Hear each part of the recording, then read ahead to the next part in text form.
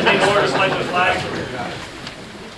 I pledge allegiance to the flag of the United States of America and to the republic for which it stands, one nation, under God, indivisible, with liberty and justice for all. Roll call.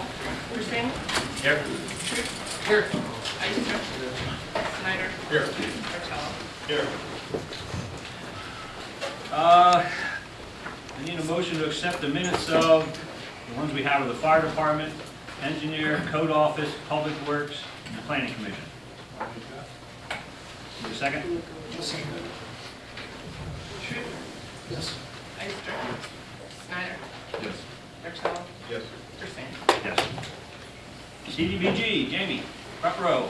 Here I am. Good evening. I'm here to update you on the CDBG program. As you know, we were going to have a public hearing this evening to reallocate some old funds.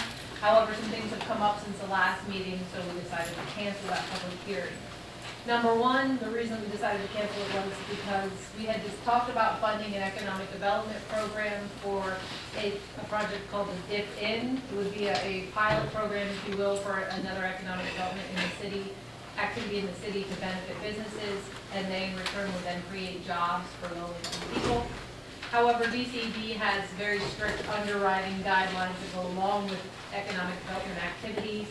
And last week we sent a letter, the mayor sent a letter to Beverly Huxell, our grant manager at DCD, to ask her to come to the city to sit down with council to meet with us to talk about how economic development activities can be done with CDBG funds and what we have to do to accomplish those. So until we talk to Beverly in more detail, we really need to wait to fund any more economic development activities.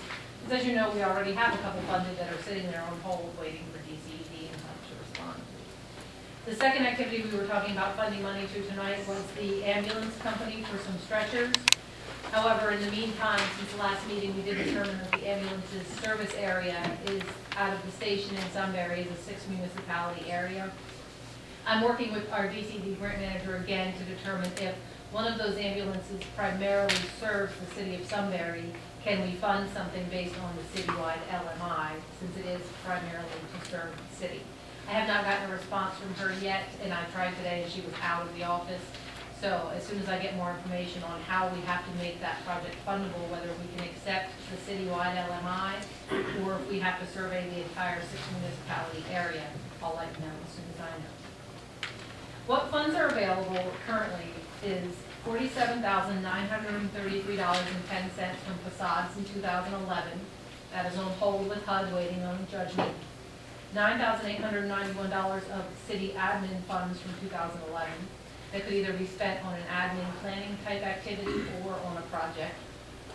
$54,320 money allocated to facades in 2012, same as 2011, on hold waiting for HUD's response. $5,668.06 of program income to be allocated to a project. $32,880 in 2012 is allocated to an economic development activity to either do tax forgiveness on improvements to buildings or to make loans to new startup businesses. That again is on hold. DCD has asked HUD to give us a response on whether that's fundable or not. And then there was $30,000 in 2012 allocated to land acquisition that needs to be rebudgeted because that land already has been purchased. And the total is $180,692.16 of CDBG funds from 2011 and 2012 that currently aren't moving anywhere. Your 2012 contract is on its way from DCED. That all the issues have been resolved, so that contract should be here anytime. Projects currently under consideration for those funds and 2013 funds include a study or more information on fire hydrant availability throughout the city. Councilman Bartello is going to talk to the municipal authority and the fire company to find out if anybody has ever done any research on areas of the city that are lacking coverage for fire hydrants. And then Councilman Bartello also had a project out there for access to Pennsylvania Avenue for emergency vehicles. Street reconstruction is also on the table for funding. I'm recommending that we fund that at $110,000 out of some of the old 2011 and 2012 money. Right now, I'll need the list of streets that the Public Works Department wants to do this year. And then we'll look at it to determine what the service area of those streets are, because as you can imagine, 10th Street, some of the little streets don't serve the whole city. They serve the people that live there or the people who own that block. If you're talking about Market Street, it's everybody in the city uses that. Chestnut Street, those are your major streets. But when you're talking about city blocks, you need to look at who actually uses that street on a daily basis. There are several block groups by census data from 2000 in the city that are low income. Depending on where the streets are, which streets they are, we may be able to qualify them based on the block group LMI data. However, we'll have to look at them, determine who they serve, and then if we have to, we'll have to do income surveys of those blocks to determine whether the street is 51, or the service area is 51% or more LMI. So I really need that list of streets as soon as possible because it, Mike's working on it, so. okay.